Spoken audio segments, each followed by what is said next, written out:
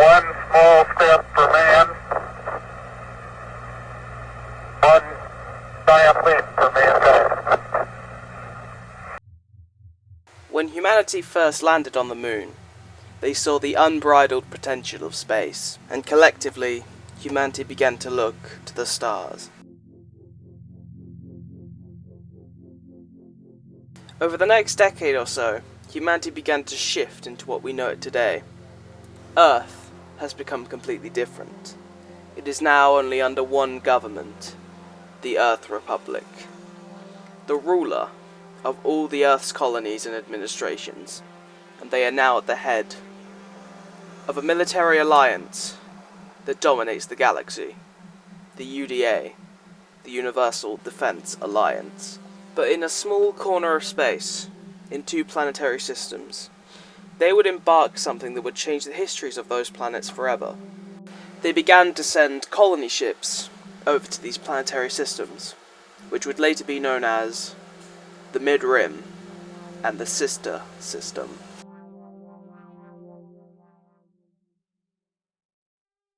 While humanity was off fighting an endless amount of wars in the far reaches of the galaxy to expand their ever-growing empire, these colonies began to thrive. They began to start growing agriculture, an economy, and a society. On the planet of Tarvan, one colony created a nation-state. The nation of Well. Over time, Well began to develop. They developed World War II style weapons, but over time, being in a new environment, they began to grow stronger, smarter, and became disillusioned with the human race. And on July 16th, 1976, they declared themselves a new race of humanity. New humans, they were called. They wanted to be something more new, something that completely disregarded humanity, and something that would look to the future and better the universe.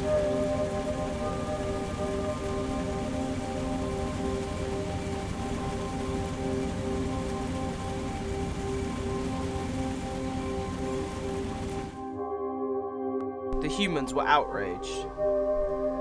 They found it disgusting that one of their colonies were in rebellion, and that they wanted to live as free people, and declared themselves an entirely new race, when being made up of the surviving colonists that have lived there for several years.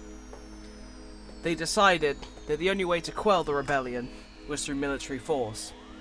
They were able to cobble together a military force made up of colonial infantry and their new devastating laser weapons, and then they set course for Tarvan. This began the conflict that would be known all around the new human history as the Well War.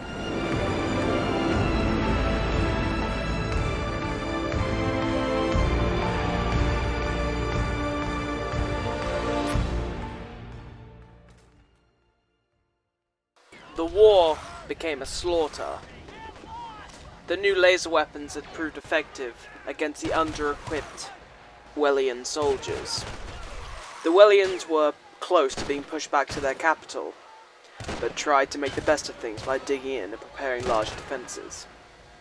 They found out that they could destroy the laser weapons with enough artillery, so focused on long creeping barrages to try and break the humans' offensive capabilities.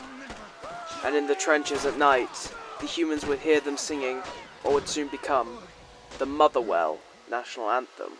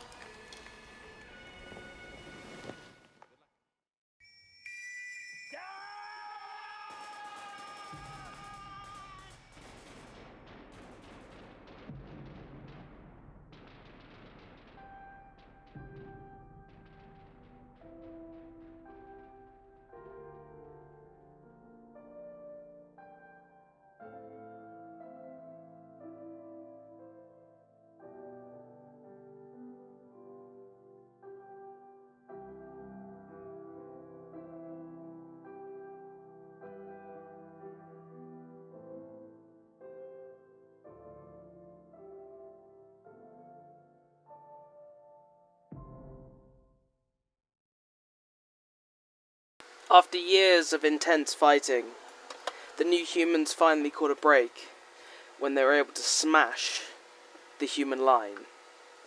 The humans were shocked. The new humans had shown their fierce ferocity in war. This would make them infamous throughout the galaxy. The humans had never had such a tremendous loss before, and they were shocked. During the treaty, the President stated his claims. The new humans were not allowed to explore anywhere else but the 2 planetary systems they had inhabited. And for the humans, they vowed to never interfere in new human affairs ever again, although they do like to keep a watch on them every now and again. After the Well War, the newly created Motherwell was devastated. The war took a heavy toll on their population, but they took the initiative and began to colonize the rest of the system. In the Mid-Rim, the planets of Tarvan, Foanora, Tulok 5, Magnus, Robin, and Feridon were colonized. And in the sister system, the planets of Rathnir, Baskarev, Bismillion, Phenazan, Cypherus, Amuda, Atlicia, and finally, Antiquity. Even with their 1940s, 1950s weaponry, they still created technological marvels. They were able to create planes that could fly through space with the help of pressurized electromagnets, trapping oxygen inside. They were able to create teleportation, making it possible to transport from one planet's ocean to another. They even invented their own calendar. They used AE, which stands for After Enlightenment.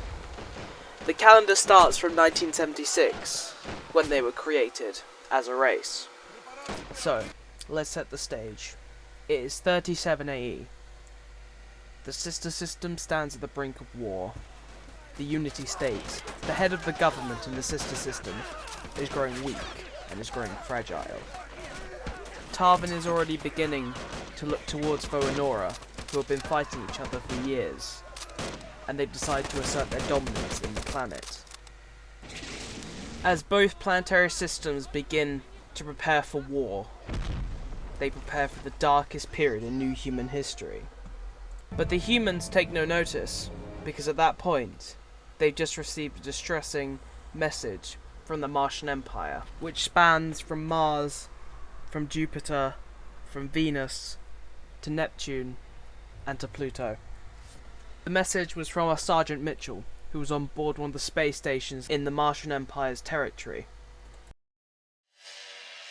Stop the processing now. You're destroying yourselves. He has served his purpose. Dispose of him. Your faculties are slipping. Jack, use the propulsion system now or the whole planet dies. We are human. We survive. I like humans a lot, but I don't like you. We are still human. No, you abandoned that right long ago. You've gone the whole hog and you'll never be human again. We face annihilation. Processing the whole humans together. You're under attack. Turn off your power. Assistance. Logic walls under assault. Assistance is required. Commander Zeng, divert the power now. Well, that was a start. Tides of War is a world-building alternate history science fiction project I've been working on for 2 years. It follows the history and all the lore and politics and war of the new human planets and all that's going on around in them. You can expect some more lore videos coming very soon. If you enjoyed this video, make sure to like and subscribe, and thank you for watching.